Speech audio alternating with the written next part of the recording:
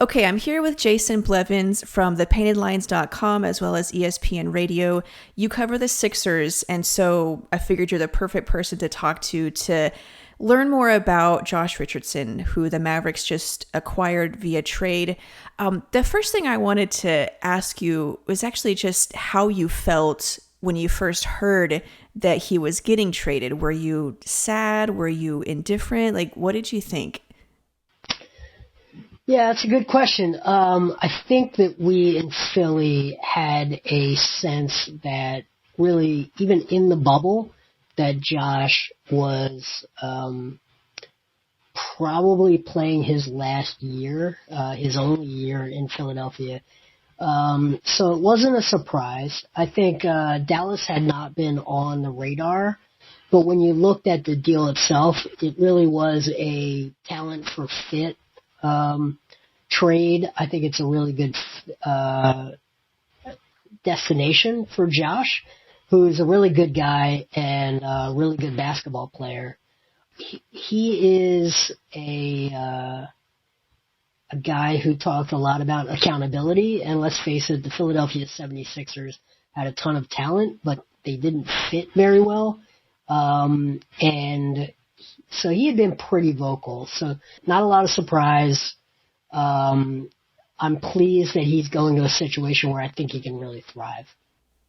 Interesting. Okay, so it sounds like he was liked as a player, which is good. It would be worse if you were like happy to get rid of him or glad to get rid of him, but it sounds like it's not like that at all. So let's get into his skills. You mentioned offense and defense. So let's start with offense. What are his strengths? How does he score? What is he good at? Yeah, so I think what he's going to really bring the Mavericks team offensively is someone who will attack closeouts. So the key for him is Luka's going to have the ball in his hands, right? If you look at that roster, Luka will have the ball in his hands, probe the defense. If he kicks to Josh is shoots about 35% from three, so he's a credible enough shooter to force the defense to come out at him, but he can then put the ball on the floor, attack a closeout, and get into the teeth of the defense. What he isn't really is a pick and roll initiator. He's not really a point guard. He is much more of a downhill guy. He's sort of your classic old school shooting guard. In the sense of the mid 90s to the mid 2000s. Okay, that's an interesting point. The Mavs do a lot of pick and roll, but really what they need is just a guy that can make plays with the ball, even if it's one-on-one. If you had to think of a player that he's similar to in style, can you think of one? Like maybe not necessarily the same skill level, but just his scoring style. I mean, you could look at, a less powerful, less explosive version of Russell Westbrook. Let's say Deion Waiters before he dribbled the air out of the ball. He's not gonna consume a ton of possession time, but he's also not a guy that's super quick decision maker. He's not a guy you want running your offense. But when you have a 6'8", 6'7", 6'8" sort of point guard, he's a good fit next to a guy like that, right? Okay. He can get downhill with the ball.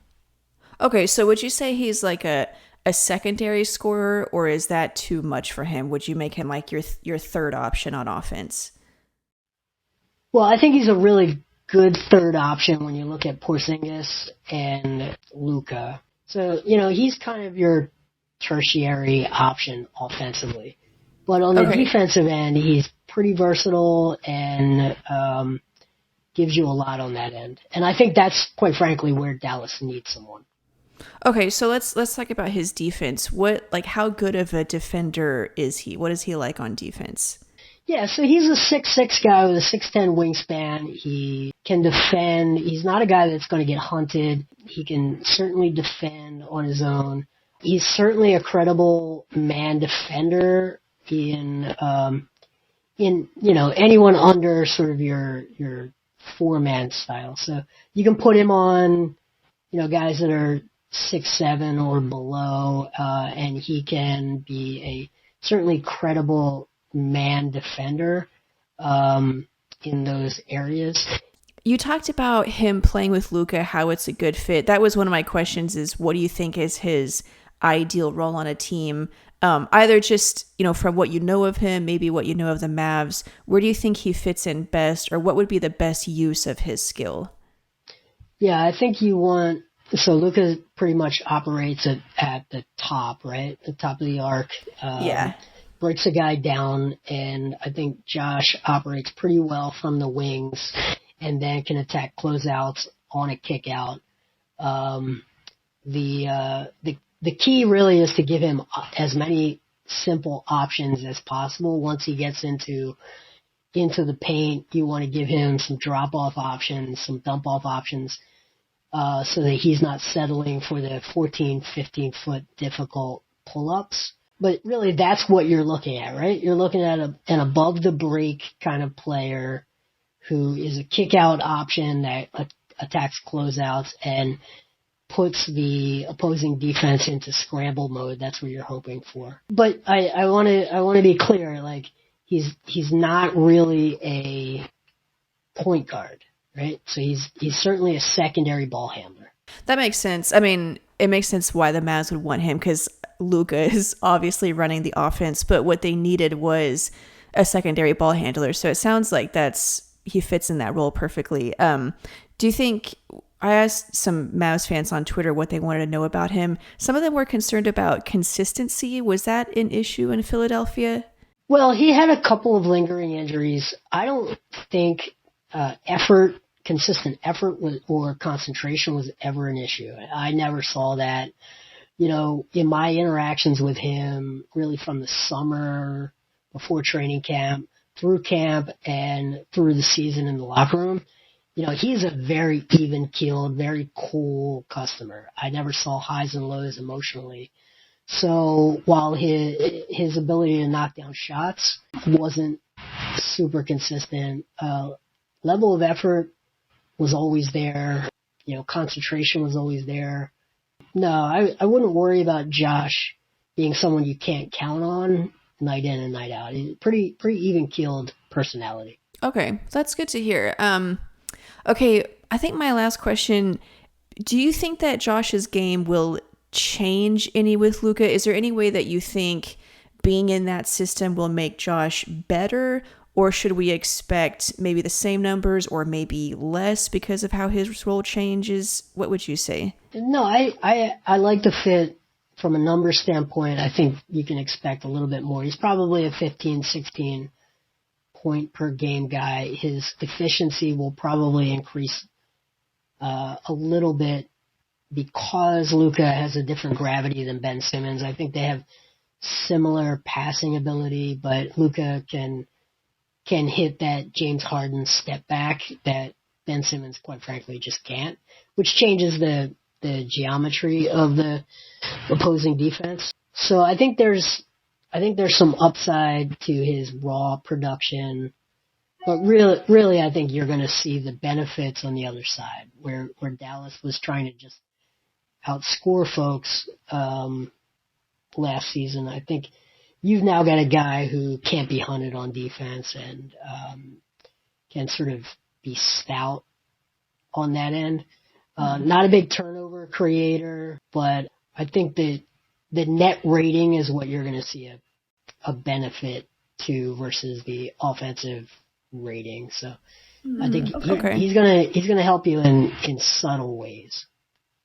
I was able to see. I think I saw Luka in person 3 times last season. I was in Dallas for a game, so he's certainly a unique talent in the NBA. I think Josh is the perfect secondary piece in the backcourt for him. Interesting. Okay, well, those are all good things to hear. I like that, and I like hearing that what he brings on defense, because, like you said, the Mavs, they had some good, Dorian Finney-Smith did a good job. Obviously, Kristaps is a high blocks guy, but they really did need more defense on the perimeter. So I'm looking forward to seeing how Josh can help with that. That's all I've got. That was a lot of great info. Thank you very much for sharing your insights.